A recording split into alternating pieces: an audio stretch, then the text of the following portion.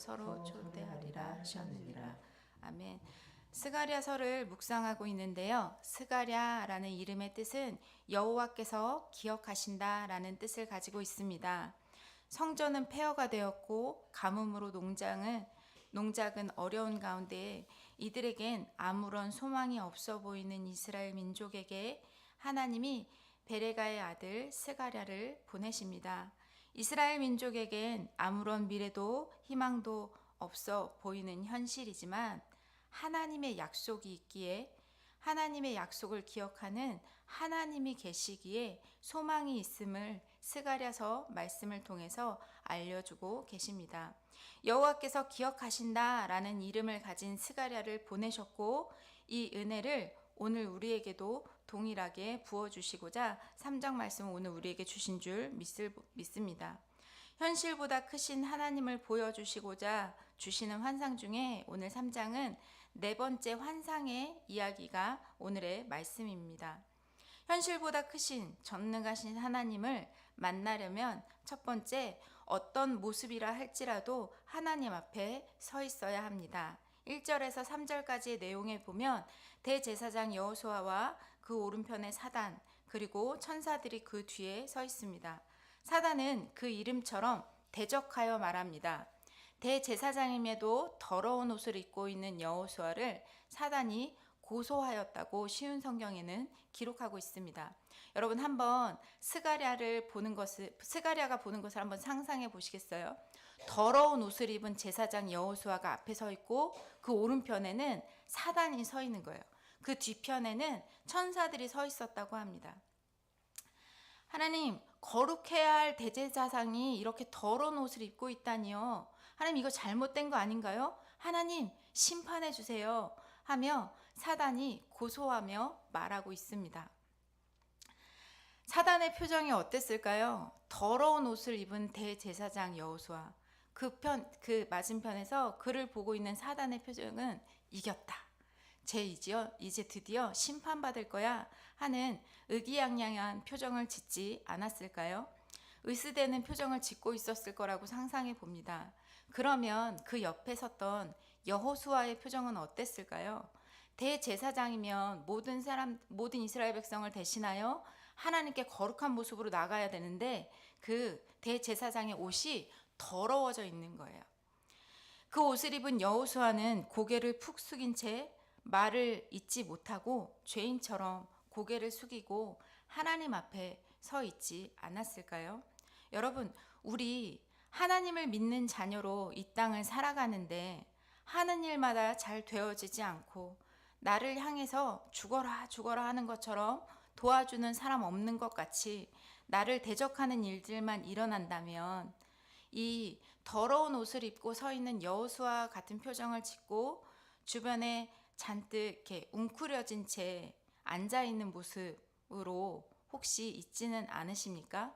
오늘 하나님 앞에 서 있는 대제사장 여호수아처럼 말입니다. 그런데 2절 함께 보시겠어요?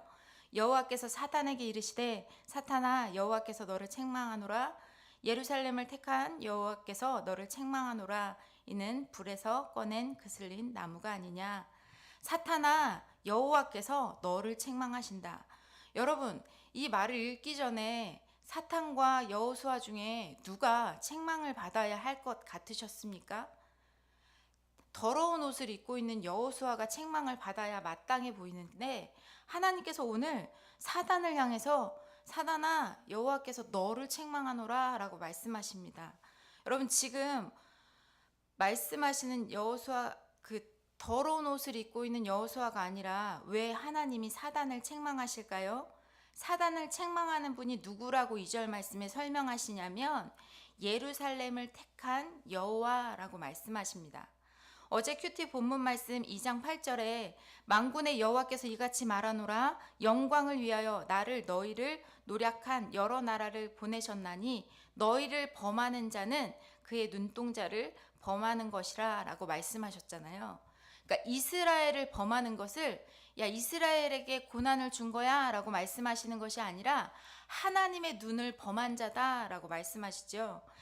쉬운 성경에서는 너희 이스라엘을 해한 것이 나의 보물을 해한 것과 똑같다라고 말씀하십니다.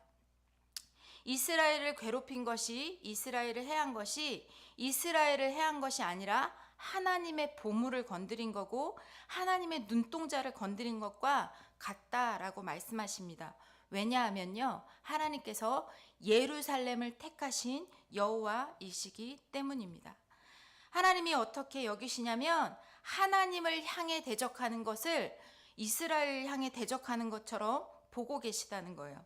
왜냐하면 하나님께서 이스라엘을 택하셨기 때문에 말이죠. 내 보물, 내 눈동자를 사단이 대적하니 하나님이 사단을 오늘 책망하고 계십니다. 예루살렘을 택한 여호와께서 사단 너를 책망하신다라고 말씀하십니다. 하나님에게 이스라엘은 지금 남이 아니에요. 하나님의 일부예요. 그 중에서 티끌 하나 들어가도 아픈 섬세하고 연약한 눈동자라고 말씀하십니다. 그래서 사단이 대적이 고소가 하나님을 향해 하는 말처럼 들으신 것입니다. 그래서 하나님께서 여호수아가 아니라 사단을 책망하고 계십니다. 여호수아가 더러운 옷을 입고 있어도 말입니다.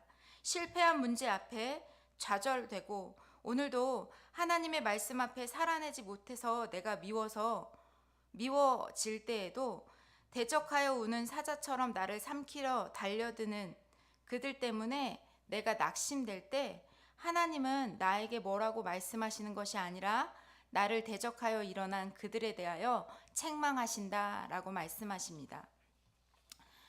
주님은 이런 나를 택하셨기 때문입니다. 그래서 우리는 더러운 옷이 부끄럽기는 하지만 하나님 앞에 서 있어야 합니다. 오늘도 좌절된 문제 앞에서가 아니라 하나님 앞에 서 있어야 합니다. 자녀의 문제, 직장의 문제, 남편의 문제, 아내의 문제, 돈의 문제 앞에서가 아니라 하나님 앞에 서 있어야 합니다. 내가 하나님 앞에 서 있기에 부끄러운 더러운 옷과 같은 문제와 죄는 무엇입니까? 나는 그 문제와 죄 앞에 서 있습니까? 아니면 하나님 앞에 서 있습니까? 하나님께서 여호수아를 향해 이는 불에서 꺼낸 그슬린 나무가 아니냐라고 말씀하십니다. 왠지 이 말씀을 보면서 처음에 이미지는 완전히 타지 않은 좀 덜 된 건가? 잘못된 건가? 라는 생각을 하게 되었습니다. 그러나 그것이 아니라 불에 타서 죄로 변해버릴 나를 하나님께서 죄로 다 변해버리기 끄집어내신 거예요. 건져내신 거예요. 구해내신 거예요. 골로새서 1장 13절에서 14절 말씀에 보면 그가 우리를 흑암의 권세에서 건져내사 그의 사랑의 아들의 나라로 옮기셨으니 그 아들의 안에서 우리가 속량 곧 죄 사함을 얻었다 말씀하십니다. 실제로 죄로 인해 죽을 수밖에 없는 나라는 존재를 죄에서 끄집어내서 하나님의 자녀 삼아 주셨음을 말씀하고 계십니다. 믿으십니까? 그슬린 나무 조각이 그슬림의 상처가 하나님이 죽음에서 건져주신 증거가 되는 상처, 흔적일 수 있다는 것입니다. 두 번째, 현실보다 크신 하나님을 경험하기 위해서는 전적 주의 은혜임을 깨닫고 주도권을 내가 가지고 있는 것이 아니라 하나님께 드려야 합니다. 4절 말씀입니다. 여호와께서 자기 앞에 선 자들에게 명령하사 그 더러운 옷을 벗기라 하시고 또 여호수아에게 이르시되 내가 내 죄악을 제거하여 버렸으니 내게 아름다운 옷을 입히리라 하시기로 5절 정결한 관도 그의 머리에 씌우소서 하매 곧 정결한 관을 그 머리에 씌우며 옷을 입히고 여호와의 천사의 곁에 섰더라. 여호수아는 더러운 옷을 벗을 힘도 없고 예쁜 옷을 입을 힘도 그에겐 없습니다. 그런데 하나님께서 그 모든 걸 알고 계셨기에 하나님이 건져내십니다. 하나님께서 더러운 옷을 벗기시고 아름다운 옷을 입히신 후에 정결한 관을 씌우십니다. 더러운 옷을 벗는 것도 아름다운 옷을 입는 것도 정결함의 관을 쓰는 것도 누가 하십니까? 하나님이 해 주시는 일입니다. 이 일 가운데 여호수아가 할 수 있는 것은 하나도 없습니다. 그런데 하나님께서 아름다운 옷을 입히시고 정결의 관을 씌우신 다음에 7절 말씀 함께 보시겠어요? 만군의 여호와의 말씀에 내가 만일 내 도를 행하며 내 규례를 지키면 내가 내 집을 다스릴 것이요 내 뜰을 지킬 것이며 내가 또 너로 여기 섰는 자들 가운데 왕래하게 하리라. 하나님이 아름다운 옷을 입히시고 정결하게 우리를 만드신 다음에 우리에게 하라고 말씀하시는 것이 있습니다. 내 도를 행하며 내 규례를 지키라 라고 말씀하십니다. 하나님께서 사람을 만드실 때 흙으로 빚어서 만드셨습니다. 생기를 불어넣기 전에 사람은 그저 흙으로 만든 인형과 같은 존재였습니다. 그러나 사람에게 하나님께서 생기를 들어가게 하시니 사람이 되었다라고 말씀하십니다. 이 말을 거꾸로 보면요. 하나님께서 나에게 생기를 걷어가시면 새끼손가락 하나도 내 마음대로 움직일 수 없는 존재가 바로 나라는 것입니다. 하나님이 하나님의 형상으로 창조하셨기에 우리를 보배롭고 존귀하게 여긴다고 말씀하십니다. 사람이 귀중한 존재일 수 있는 이유가 뭐라고요? 우리가 하나님의 형상을 따라 창조되었기 때문입니다. 모든 아이들이 다 예쁘고 귀엽지만 가장 예쁘고 귀여운 존재는 누구죠? 내 아들, 내 딸이잖아요. 그것과 같이 하나님의 형상을 따라 창조되었기에 하나님이 사람을 존귀하다라고 말씀하십니다. 그런데 하나님을 대적하여 높아진 인간은 하나님의 규례와 법도를 버리고 내가 원하는 것, 내 생각의 기준, 내 가치에 따라 판단하고 내가 원하는 때에 일이 되어지지 않으면 하나님이 계시지 않는다고 하는 하나님의 부인을 하기도 합니다.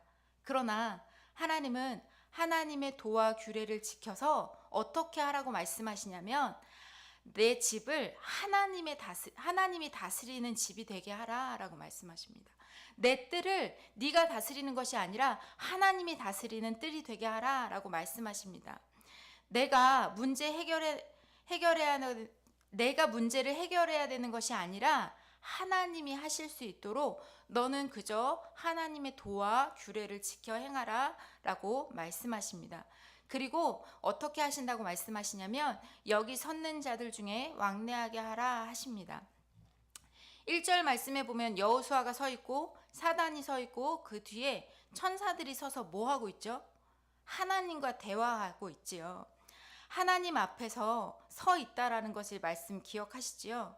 그러니까 여기 섰는 자들 중에 왕래하게 하겠다 이 말씀은 무슨 말씀이냐면 하나님과 친밀한 교제함 가운데 너희가 있기를 원한다라고 말씀하시는 것입니다. 이것이 언제 이루어진다고 말씀하십니까? 하나님의 도와 규례를 지킬 때. 언제 하나님의 도와 규례를 지킬 수 있죠? 내 기준보다 하나님의 말씀이 옳다라는 것들이 인정될 때 우리는 지킬 수 있습니다. 왜 우리가 기도하지 못할까요? 내 기도를 하나님께서 들으시고 응답하신다. 하나님이 말씀하심을 제대로 믿어지지 않기 때문에 기도하는 것이 지루하죠. 야, 네가 옛날에 윤석정 목사님께서 그렇게 말씀하셨어요. 여기서 네가 돈을 세는 만큼 너한테 다 줄게. 얼마나 셀 거야? 한 시간 셀 거야? 2시간 셀 거야? 밤새서 세지 않겠어? 하나님께서 이 시간 너가 구하는 모든 것을 내가 응답해 줄 거야 라고 말씀하시는데 왜 1시간 기도하지 못하느냐고, 왜 2시간 기도하지 못하느냐고. 하나님께서 응답해 주실 것들에 대해서 돈보다 더 명확히 믿어지지 않기 때문에 그런 것이 아니냐고 말씀하셨어요. 하나님께서 우리 가운데 기도 가운데 응답하신다는 걸 믿는다면 우리는 기도할 수 있는 사람이 되어집니다. 너희가 나의 도와 규례를 지켜 행하면 내 집을 내가 다스릴게, 내 뜰을 내가 다스릴게. 이제부터 너는 이곳에 있는 사람들과 같이 왕래하게 될 거야. 이 말씀이 믿어지신다면 오늘 하나님의 말씀을 지켜 힘써 행할 수 있는 힘이 우리 가운데 있기를 소망합니다. 세 번째, 현실보다 크신 하나님을 경험하려면 예표의 사람들이 되어야 합니다. 예표가 무슨 말이지요? 우리 큐티책 말씀에 보면 이렇게 설명하고 있습니다. 미리 보이는 징조라고 말씀하고 있습니다. 8절 말씀에 보면 대제사장 여호수아야, 내 앞에 앉은 내 동료들은 내 말을 들을 것이니라. 이들은 예표의 사람들이라. 내가 내 종 싹을 나게 하리라 라고 말씀하십니다. 연약한 싹으로 표현된 예수님이 하루 만에 모든 사람들의 죄를 사하여 주시고 주님의 평안으로 우리를 초대하십니다. 더러운 옷을 입고 있을 때는 대적자가 공격하지만 내가 할 말 없는 죄인임이 깨달아진 자에게는 하나님의 전적인 은혜 안에 거하게 하십니다. 그리고 이런 이들은 미리 되어질 일들의 예표로 사용하시겠다고 말씀하고 계십니다. 오늘 함께 예배드리는 우리가 모두 예수 그리스도의 오심을 보여주는 예표가 될 것이다 라고 말씀하십니다. 그러니까 이런 거예요. 박경수 지사님이 직장에 가셔서 하는 행동들이 예수 그리스도의 나타내심을 보이는 예표가 된다라는 거예요. 그렇게 하나님의 사람들을 사용하고 싶으시다는 거예요. 집사님뿐만 아니라 우리 모두 각자의 삶의 현장에서 예표로 사용하고 싶으시다는 말씀입니다. 오늘 하루 어떻게 하나님 앞에 서 있을 수 있을까요? 내 환경이 초라하고 내게 맡겨진 일들이 비천해 보여도 감사함으로 순종하는 것이 하나님 앞에 서 있는 모습일 것입니다. 그리고 하나님을 신뢰하는 것입니다. 하나님은 100% 옳으십니다 라는 이 말이 입술의 고백뿐만이 아니라 인내하고 순종하는 삶으로 살아내는 것이 하나님 앞에 서 있는 삶일 것입니다. 오늘 하루 100% 오르신 하나님을 신뢰함으로 살아낸다면 우리의 삶이 예수 그리스도를 나타내는 예표의 삶이 되어질 줄 믿습니다. 하나님을 신뢰함으로 인내와 순종으로 살아낼 수 있는 우리의 삶이 되어지기를 소망합니다. 함께 기도하겠습니다. 목사님과 사모님 교육자를 위해서, 선교사님과 밴쿠버 소망의 교회를 위해서 영육 간의 강건함과 하나님의 다스리심을 누릴 수 있는 하루 되게 해달라고, 우리의 삶에도 우리의 집과 뜰을 다스리시는 하나님을 느끼고 더욱 하나님과 친밀한 하루가 되게 해달라고 함께 기도하고요. 자유롭게 자기의 기도 제목 위에 기도하시고 돌아가도록 하겠습니다. 함께 주여 한번 외치고 기도하겠습니다. 주여